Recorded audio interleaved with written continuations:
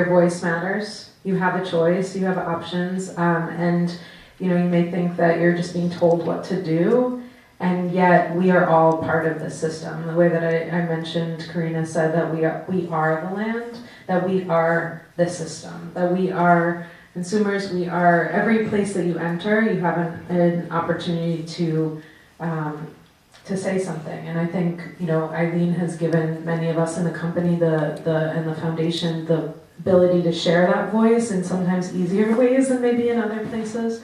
But that ability to be creative, the ability to have a voice lives within each of us, and that is truly so important to follow and to really listen to and not shut down the voice inside ourselves. Because that's where it starts. It starts by listening every morning or every day, every decision that comes our way, to just tune in for even a moment and just say, what is it that I really want? What is it that I know is right? Where is it coming from? Who's making it? How is it being produced? Then all of a sudden a lot can change. So there's a lot of hope, especially for those of us designers in the room. But it's not just sitting at the design table. We've realized that it's really a whole phase of the earliest part of the garment.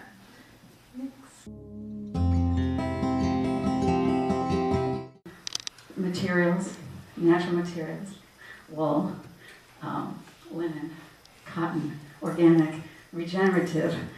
You choose materials, it's super important. The other is to understand the end of the life cycle.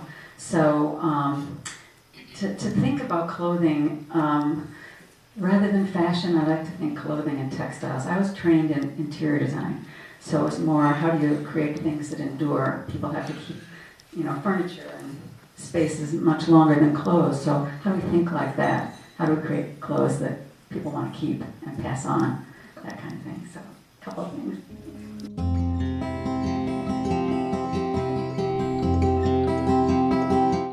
So our local system primarily serves hand knitting purposes, which is wonderful, but industrial knitting has vastly different requirements.